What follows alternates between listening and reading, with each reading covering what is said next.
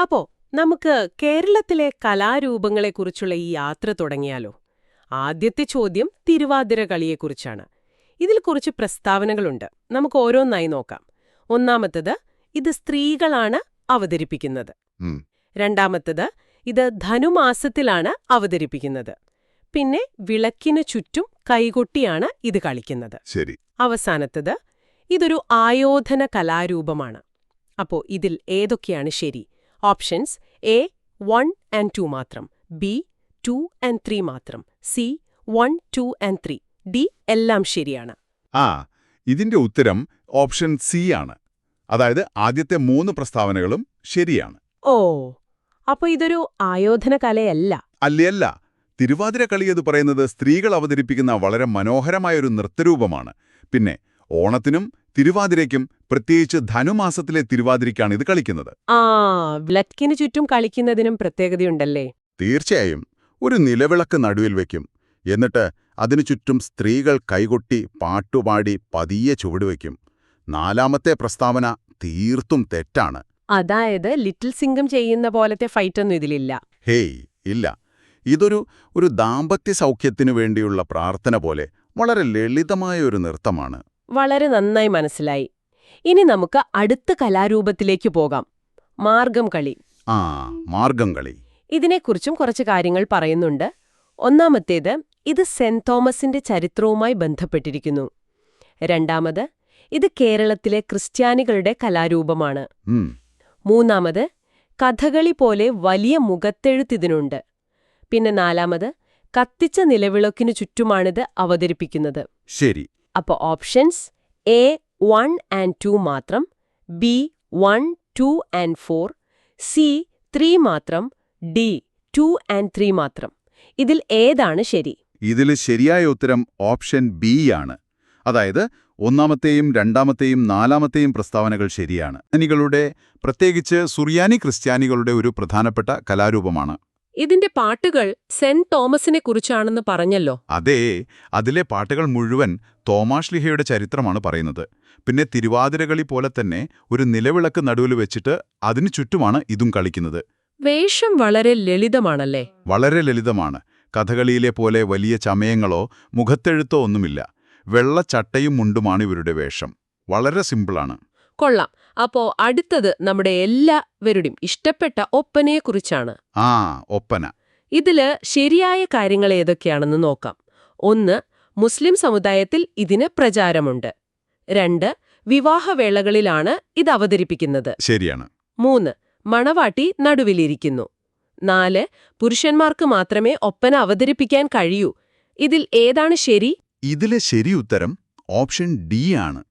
അതായത് ആദ്യത്തെ 3 എണ്ണമും ശരിയാണ്. അപ്പൊ 4ാമത്തേത് തെറ്റാണല്ലേ?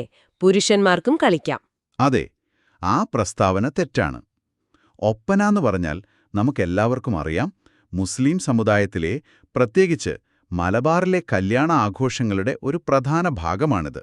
മണവാട്ടിയെ നടുവിലിരുത്തിയിട്ട്. അതെ, മണവാട്ടിയെ നടുവിലിരുത്തും. എന്നിട്ട് കൂട്ടുകാരികളൊക്കെ ചുറ്റും നിന്ന് പാട്ടുപാടി കൈകൊട്ടി കളിക്കും. 4ാമത്തെ പ്രസ്താവന തെറ്റാണെന്ന് പറയാൻ കാരണം, സ്ത്രീകൾ മാത്രമല്ല ഒപ്പന കളിക്കുന്നത്. ആണുങ്ങളും കളിക്കാറുണ്ട്. ഉണ്ട്. പുരുഷന്മാർ അവതരിപ്പിക്കുന്ന ഒപ്പനയുമുണ്ട്. അതിന് വട്ടപ്പാട്ട് എന്നുമൊരു പേരുണ്ട്. ഓ, അതിന്റെ പേര് വട്ടപ്പാട്ട് എന്നാണല്ലേ? കൊള്ളാം. ഇനി നമുക്ക് വില്ലടിച്ചാൻ പാട്ടിനെക്കുറിച്ച് നോക്കിയാലോ? ആഹാ, പേര് കേൾക്കാൻ തന്നെ ഒരു രസമുണ്ട്. അതെ.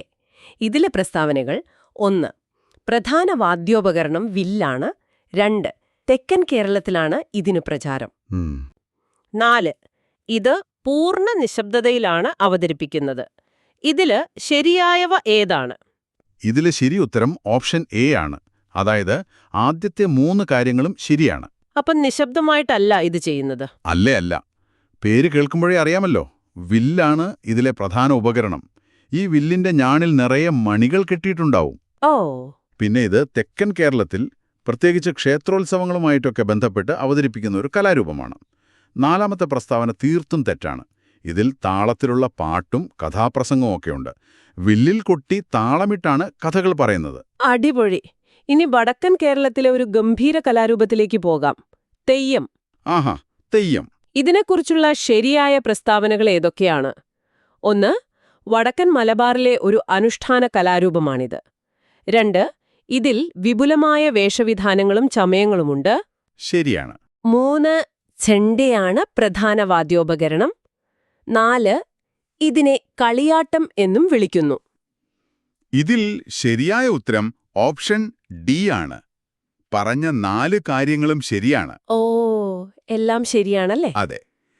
തെയ്യമെന്ന് പറയുന്നത് വടക്കൻ കേരളത്തിലെ, പ്രത്യേകിച്ച് കണ്ണൂർ, കാസർഗോഡ് ജില്ലകളിലെ കാവുകളിൽ നടക്കുന്ന ഒരു അനുഷ്ഠാന കലയാണ്. വേഷങ്ങളൊക്കെ കാണാൻ തന്നെ ഒരു പ്രത്യേക ഭംഗിയാണ്. തീർച്ചയായും. വളരെ വലുതും ഭംഗിയുള്ളതുമായ വേഷങ്ങളും മുഖത്തെഴുത്തും അതിന്റെ പ്രത്യേകതയാണ്.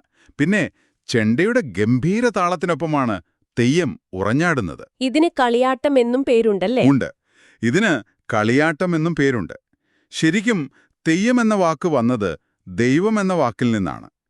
തെയ്യം കെട്ടുന്ന ആൾ ആ സമയത്ത് ദൈവമായി മാറുന്നു എന്നാണ് വിശ്വാസം. കൊള്ളാം. ഇനി കലയിൽ നിന്ന് ഒരു കലാകാരനിലേക്ക് പോകാം. രാജാ രവിവർമ്മ. പ്രശസ്തനായ ചിത്രകാരൻ.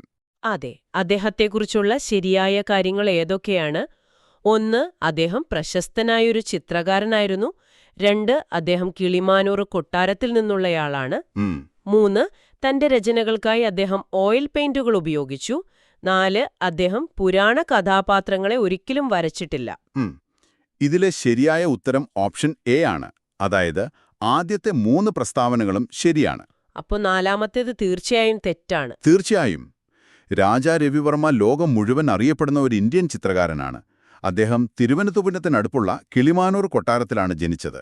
ഓയിൽ പെയിന്റിന്റെ ഉപയോഗം ഒരു പുതിയ കാര്യമായിരുന്നുല്ലേ അന്ന്? അതെ, പാശ്ചാത്യ രീതിയിലുള്ള എണ്ണച്ചായം, അതായത് ഓയിൽ പെയിന്റ് ഉപയോഗിച്ച് ഇന്ത്യൻ ഇതിഹാസങ്ങളെയും ദേവീദേവന്മാരെയും വരച്ചതാണ് അദ്ദേഹത്തെ ഇത്രയും പ്രശസ്തനാക്കിയത്. അതുകൊണ്ട് തന്നെ 4മത്തെ പ്രസ്താവന തീർത്തും തെറ്റാണ്. അദ്ദേഹത്തിന്റെ ദൈവങ്ങളുടെ ചിത്രങ്ങളില്ലാത്ത കലണ്ടറുകൾ ഒരു കാലത്തും ഉണ്ടായിരുന്നില്ല. കൂട്ടുകാരെ, നിങ്ങൾ വളരെ നന്നായി ഉത്തരങ്ങൾ കണ്ടെത്തുന്നുണ്ടെന്ന് എനിക്കറിയാം. മിടുക്കരാണെല്ലാവരും.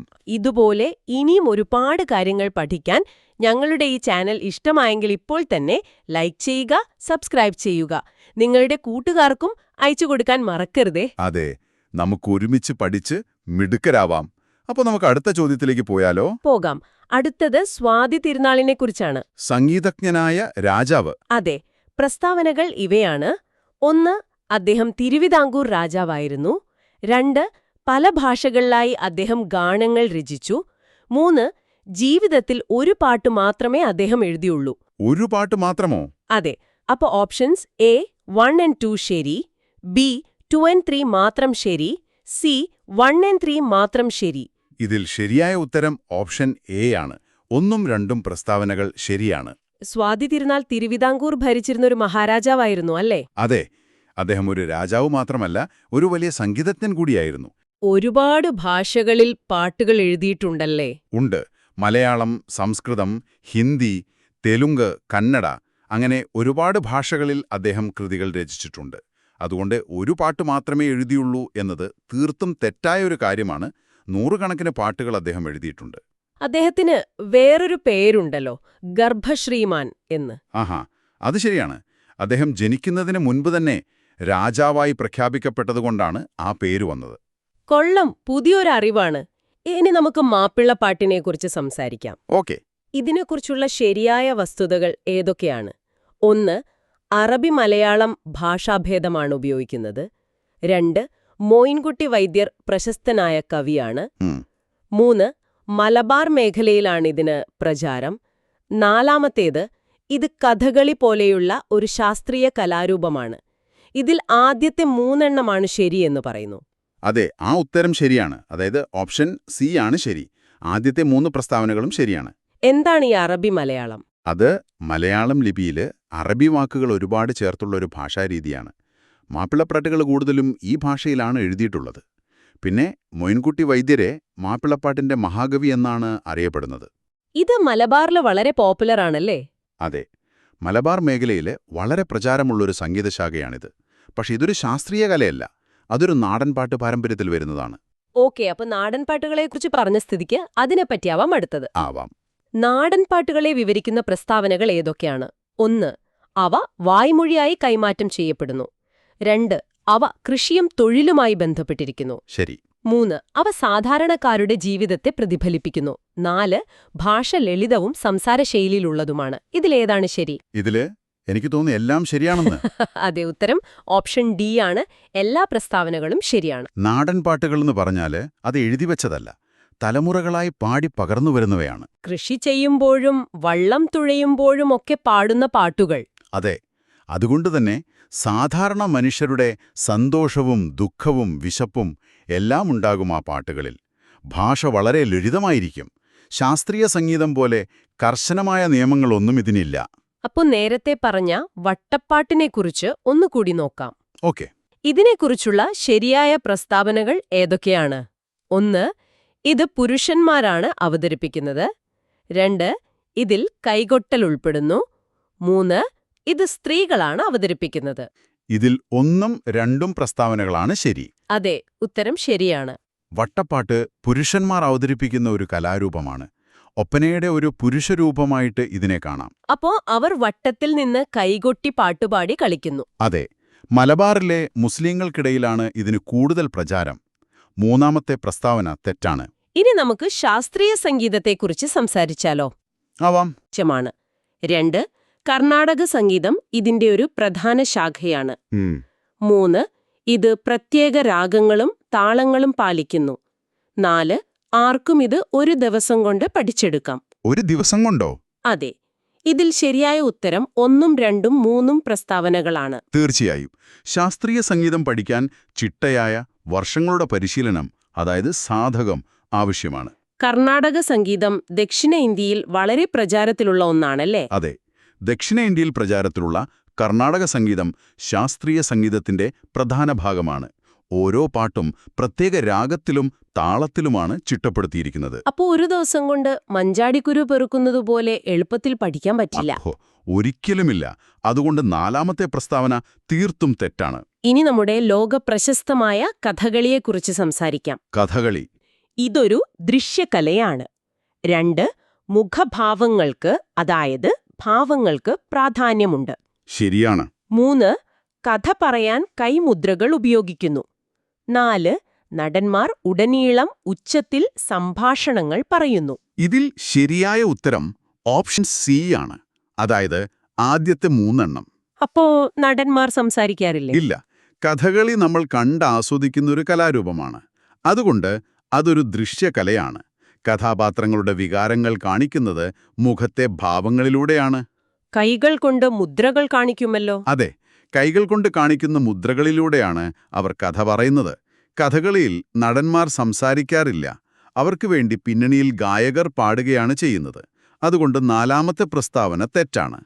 ഇനി അധികം കേട്ടിട്ടില്ലാത്ത ഒരു കലാരൂപമാണ് മംഗലം കളി. ഇതിൽ ഉപയോഗിക്കുന്ന വാദ്യോപകരണങ്ങൾ ഏതൊക്കെയാണ്? മംഗലം കളി. ഓപ്ഷൻസ്: തുടി, പിയാനോ, വയലിൻ. ഇതിൽ തുടി ശരിയെന്ന് പറയുന്നു. അതെ, അത് ശരിയാണ്. പിയാനോയും വയലിനും പാശ്ചാത്യ സംഗീത ഉപകരണങ്ങളാണ്. തുടി ഈ കലാരൂപത്തിന്റെ ഒരു സവിശേഷ വാദ്യമാണ്. ശരി. ഇനി കേരളത്തിലെ ഉത്സവങ്ങളെക്കുറിച്ച് ചില ആശയങ്ങൾ നോക്കാം. ഓക്കെ. അവ സാമൂഹിക ഐക്യം ശക്തിപ്പെടുത്തുന്നു, കലാവതരണത്തിനുള്ള വേദികളാണ്, തൃശൂർ പൂരം പ്രശസ്തമാണ്, പിന്നെ മിഠായി വാങ്ങാൻ മാത്രമുള്ളതാണ് എന്നും പറയുന്നു. മിഠായി വാങ്ങാൻ മാത്രമോ? ഇതിൽ ആദ്യത്തെ 3 ശരി. തീർച്ചയായും. ഉത്സവങ്ങളെന്ന് പറയുന്നത് ആളുകൾ ഒന്നിച്ചുകൂടാനും സാമൂഹിക ഐക്യം ശക്തിപ്പെടുത്താനും വേണ്ടിയുള്ളതാണ്. ഒരുപാട് കലാരൂപങ്ങൾ അവതരിപ്പിക്കാനുള്ള വേദി കൂടിയാണ് ഉത്സവങ്ങൾ. തൃശൂർ പൂരം ലോകപ്രശസ്തമാണല്ലോ. അപ്പം മിഠായി വാങ്ങാൻ വേണ്ടി മാത്രമല്ല നമ്മൾ ഉത്സവത്തിന് പോകുന്നത്. അല്ല, പാരമ്പര്യങ്ങളെ സജീവമായി നിലനിർത്തുന്നതിൽ ഉത്സവങ്ങൾക്ക് വലിയ പങ്കുണ്ട്. ഇനി നമ്മുടെ ദേശീയോത്സവമായ ഓണത്തെക്കുറിച്ച് നോക്കാം. ഓണം കേരളത്തിന്റെ ദേശീയോത്സവമാണ്. മഹാബലിയുടെ സ്മരണ ആഘോഷിക്കുന്നു. തുമ്പിത്തുള്ളൽ ഓണവുമായി ബന്ധപ്പെട്ടതാണ്. കർക്കിടകത്തിലാണ് ഓണം. ഇതിലേതൊക്കെയാണ് ശരി? ഇതിൽ ആദ്യത്തെ 3 ശരി. അതെ. അപ്പോ ഓണം കർക്കിടകത്തിലല്ല. അല്ല, ഓണം ചിങ്ങമാസത്തിലാണ്. ബാക്കിയെല്ലാം ശരിയാണ്. കേരളത്തിന്റെ ദേശീയോത്സവമാണ്. മഹാബലിയെ വരവേൽക്കാനാണ് നമ്മൾ ഓണം ആഘോഷിക്കുന്നത്. തുമ്പിത്തുള്ളൽ ഒരു പഴയ ഓണക്കാള വിനോദമാണ്. ഇനി കുറച്ചു വ്യത്യസ്തമായ ഒരു വിഷയമാണ് കാർട്ടൂണുകൾ. കാർട്ടൂൺ. ആക്ഷേപഹാസ്യത്തിനും തമാശയ്ക്കും ഉപയോഗിക്കുന്നു, സാമൂഹിക വിഷയങ്ങളെ വിമർശിക്കുന്നു. ഇതൊരു ദൃശ്യകലാരൂപമാണ്, പത്രങ്ങളിൽ നിരോധിച്ചിരിക്കുന്നു. ഇതിലേതാണ് ശരി? ഇതിൽ ആദ്യത്തെ മൂന്നെണ്ണമാണ് ശരി. അതെ, പത്രങ്ങളിൽ നിരോധിച്ചിട്ടില്ല അല്ലേ? ഇല്ല, കാർട്ടൂണുകൾ നമ്മളെ ചിരിപ്പിക്കാനും ചിന്തിപ്പിക്കാനും ഉള്ളതാണ്. സാമൂഹിക വിഷയങ്ങളെ വിമർശിക്കാൻ കാർട്ടൂണിസ്റ്റുകൾ ഇത് ഉപയോഗിക്കാറുണ്ട്. ഇത് കണ്ടു മനസ്സിലാക്കുന്നതുകൊണ്ട് ഒരു ദൃശ്യകലയാണ്. പത്രങ്ങളിലൊക്കെ നമ്മൾ ദിവസവും കാർട്ടൂണുകൾ കാണാറുണ്ടല്ലോ. കഥകളി, സംഗീതം. ഇതിൽ സംഗീതമൊഴികെ ബാക്കിയെല്ലാം ദൃശ്യകലകളാണ്. അതെ, സംഗീതമൊരു ശ്രാവ്യകലയാണല്ലേ? കേൾക്കാനുള്ളതാണ്. അതെ, ചിത്രകല, ശില്പകല, കഥകളി ഇവയെല്ലാം നമ്മൾ കണ്ടാണ് ആസ്വദിക്കുന്നത്. ഇനി കൊളാഷിനെ കുറിച്ച് ചില പ്രസ്താവനകൾ. കൊളാഷ് കടലാസ് അല്ലെങ്കിൽ തുണി ഒട്ടിച്ചുണ്ടാക്കുന്നു, ഒരു പ്രതലത്തിൽ ചിത്രം സൃഷ്ടിക്കുന്നു, പാഴ്വസ്തുക്കൾ ഉപയോഗിച്ചുള്ള സർഗാത്മകത പ്രോത്സാഹിപ്പിക്കുന്നു. ഇതൊരു പാചകരീതിയാണ്. പാചകരീതിയോ? അത് തെറ്റാണ്. അതെ, ആദ്യത്തെ മൂന്നെണ്ണമാണ് ശരി. കൊളാഷ് എന്ന് പറഞ്ഞാൽ ഒട്ടിക്കുക എന്നാണ് അർത്ഥം. കടലാസോ തുണിയോ പാഴ്വസ്തുക്കളോ ഒക്കെ ഒട്ടിച്ചുണ്ടാക്കുന്ന ചിത്രങ്ങളാണിത്. ഇതൊരു പാചകരീതിയല്ല. ഇനി ചില കലാരൂപങ്ങളും അത് ബന്ധപ്പെട്ടിരിക്കുന്ന സമുദായം അല്ലെങ്കിൽ പ്രദേശവുമാണ്. മാർഗംകളി ക്രിസ്ത്യാനികൾ, ഒപ്പന മുസ്ലിങ്ങൾ, തെയ്യം വടക്കൻ കേരളം, വില്ലടിച്ചാൻ പാട്ട് തെക്കൻ കേരളം. ഇവയെല്ലാം ശരിയാണോ? അതെ, ഈ പറഞ്ഞിരിക്കുന്ന ജോഡികളെല്ലാം ശരിയാണ്. ഓരോ കലാരൂപവും അതാത് പ്രദേശത്തിന്റെയും സമുദായത്തിന്റെയും സംസ്കാരത്തെയാണ് പ്രതിഫലിപ്പിക്കുന്നത്. ഇനി തിരുവാതിരകളിയുടെ വേഷവിധാനത്തെക്കുറിച്ച്. സെറ്റ് മുണ്ട് ധരിക്കുന്നു, മുല്ലപ്പൂവ് കൊണ്ട് മുടി അലങ്കരിക്കുന്നു, സ്വർണാഭരണങ്ങൾ ധരിക്കുന്നു, കഥകളി മുഖമുടികൾ ധരിക്കുന്നു. കഥകളി മുഖമുടിയോ? ഇതിൽ ആദ്യത്തെ മൂന്നെണ്ണമാണ് ശരി. അതെ, കഥകളി മുഖമൂടി തിരുവാതിരയ്ക്ക് ധരിക്കാറില്ല. സെറ്റുമുണ്ടും മുല്ലപ്പൂവും സ്വർണാഭരണങ്ങളുമൊക്കെയാണ് അതിന്റെ പരമ്പരാഗത വേഷം. ഇനി പഞ്ചവാദ്യത്തിലെ ഉപകരണങ്ങൾ. തിമില, മദ്ദളം, ഇടയ്ക്ക, ഗിറ്റാർ. ഗിറ്റാർ ഒരു പാശ്ചാത്യ ഉപകരണമല്ലേ? അതെ, അപ്പോ ആദ്യത്തെ മൂന്നെണ്ണമാണ് ശരി. ശരിയാണ്. തിമില, മദ്ദളം, ഇടയ്ക്ക, ഇലത്താളം, കൊമ്പ് ഇവ അഞ്ചുമാണ് പഞ്ചവാദ്യത്തിലെ ഉപകരണങ്ങൾ. ഗിറ്റാർ അതിൽ പെടില്ല. ഇനി വഞ്ചിപ്പാട്ടിനെക്കുറിച്ച്. കുചേലവൃത്തം ഒരു പ്രശസ്തമായ വഞ്ചിപ്പാട്ടാണ്. ചുണ്ടൻ വള്ളംകളിയിൽ തുഴച്ചിലുകാർ ഇത് പാടുന്നു, കുഞ്ഞുങ്ങളെ ഉറക്കാനുപയോഗിക്കുന്നു. കുഞ്ഞുങ്ങളെ ഉറക്കാനോ? ഇതിൽ 1ഉം 2ഉം പ്രസ്താവനകളാണ് ശരി. അതെ, രാമപുരത്ത് വാര്യർ എഴുതിയ കുചേലവൃത്തം വഞ്ചിപ്പാട്ട് വളരെ പ്രശസ്തമാണ്. വള്ളംകളി സമയത്ത് തുഴച്ചിലിന് ഒരു താളം കിട്ടാൻ വേണ്ടിയാണ് വഞ്ചിപ്പാട്ട് പാടുന്നത്, അല്ലാതെ കുഞ്ഞുങ്ങളെ ഉറക്കാനുള്ള താരാട്ടുപാട്ടല്ല. ഇനി നാടൻ കലകളുടെ പ്രത്യേകതകൾ. പ്രകൃതിയുമായും മണ്ണിനുമായും ബന്ധപ്പെട്ടിരിക്കുന്നു, പ്രാദേശികമായി ലഭ്യമായ വസ്തുക്കൾ ഉപയോഗിക്കുന്നു, സാധാരണക്കാരാണ് അവതരിപ്പിക്കുന്നത്, കൊട്ടാരങ്ങളിൽ മാത്രമാണ് അവതരിപ്പിക്കുന്നത്. ഇതിൽ കൊട്ടാരങ്ങളിൽ മാത്രമെന്നത് തെറ്റാണ്. അതെ, ആദ്യത്തെ മൂന്നെണ്ണമാണ് ശരി. നാടൻ കലകളെന്ന് പറഞ്ഞാൽ തന്നെ അത് നാടിന്റെ കലയാണ്, സാധാരണക്കാരുടെ ജീവിതവുമായി ബന്ധപ്പെട്ടതാണ്. കൊട്ടാരങ്ങളിൽ മാത്രം ഒതുങ്ങുന്ന ഒന്നല്ല അത്. അടുത്തത് മോഹിനിയാട്ടത്തെക്കുറിച്ചാണ്. കേരളത്തിലെ ഒരു ശാസ്ത്രീയ നൃത്തരൂപമാണ്. സ്ത്രീകൾ ഏകാംഗ നൃത്തമായി അവതരിപ്പിക്കുന്നു. വേഷം സ്വർണ്ണക്കരയുള്ള വെള്ള നിറമാണ്. കലരിപ്പയറ്റുപോലെ വേഗതയേറിയ ചലനങ്ങളാണ്. കലരിപ്പയറ്റുപോലെയോ? അല്ല. അതെ, ആദ്യത്തെ മൂന്നെണ്ണമാണ് ശരി. മോഹിനിയാട്ടം കേരളത്തിന്റെ സ്വന്തം ശാസ്ത്രീയ നൃത്തരൂപമാണ്. സ്ത്രീകൾ ഒറ്റയ്ക്കാണ് സാധാരണയായി അവതരിപ്പിക്കുന്നത്. അതിലെ ചലനങ്ങൾ വളരെ മനോഹരവും ലാസ്യം നിറഞ്ഞതുമാണ്. കലരിപ്പയറ്റ് പോലെയുള്ള വേഗതയേറിയ ചലനങ്ങളല്ല. ഇനിയൊരു രസകരമായ കലാരൂപം, കുമ്മാട്ടിക്കളി. കുമ്മാട്ടി. മരത്തിൽ കൊത്തിയെടുത്ത മുഖമൂടികൾ ധരിക്കുന്നു, പുല്ലുകൊണ്ട് മെടഞ്ഞ പാവാടകൾ ധരിക്കുന്നു. തൃശൂർ, പാലക്കാട് മേഖലകളിൽ പ്രചാരമുണ്ട്. ബഹിരാകാശത്താണ് അവതരിപ്പിക്കുന്നത്. ബഹിരാകാശത്തോ? ആദ്യത്തെ മൂന്നെണ്ണമാണ് ശരി. തീർച്ചയായും. കുമ്മാട്ടിക്കളിക്ക് പുല്ലുകൊണ്ടുള്ള വേഷവും വലിയ മുഖമൂടികളുമുണ്ട്. തൃശൂർ, പാലക്കാട് ഭാഗങ്ങളിൽ ഓണക്കാലത്താണിത് കൂടുതലായും കാണുന്നത്, ബഹിരാകാശത്തല്ല. ഇനി ചാക്യാർകൂത്തിനെക്കുറിച്ച്. ഇതൊരു ക്ഷേത്രകലയാണ്. പുരാണകഥകൾ നർമ്മത്തോടെ പറയുന്നു, സാമൂഹിക വിമർശനം അനുവദിക്കുന്നു, 100 നർത്തകർ ഒരുമിച്ച് അവതരിപ്പിക്കുന്നു. 100 നർത്തകരോ? ആദ്യത്തെ മൂന്നെണ്ണമാണ് ശരി. അതെ, ചാക്യാർകൂത്ത് ഒരു ഏകാംഗ അവതരണമാണ്. അതായത് ഒരാൾ മാത്രമാണ് വേദിയിലുണ്ടാവുക. അദ്ദേഹം പുരാണകഥകൾ പറയുമ്പോൾ അതിനിടയിൽ സമകാലിക വിഷയങ്ങളെ നർമ്മത്തിൽ ചാലിച്ച് വിമർശിക്കുകയും ചെയ്യും. ഇനി ഓട്ടംതുള്ളലിനെക്കുറിച്ച്. കുഞ്ചൻ നമ്പ്യാർ സൃഷ്ടിച്ചു പാവപ്പെട്ടവന്റെ കഥകളി എന്നറിയപ്പെടുന്നു. നൃത്തം, പാട്ട്, ആക്ഷേപഹാസ്യം എന്നിവ സംയോജിപ്പിക്കുന്നു. നിശബ്ദതയിലാണ് അവതരിപ്പിക്കുന്നത്. നിശബ്ദതയിലല്ല. അല്ല, ആദ്യത്തെ മൂന്നെണ്ണമാണ് ശരി. അതെ, കുഞ്ചൻ നമ്പ്യാരാണ് ഇതിന്റെ ഉപജ്ഞാതാവ്. സാധാരണക്കാർക്ക് മനസ്സിലാവുന്ന ഭാഷയിൽ സാമൂഹിക വിമർശനം നടത്തിയതുകൊണ്ടാണിതിനെ പാവപ്പെട്ടവന്റെ കഥകളി എന്ന് പറയുന്നത്.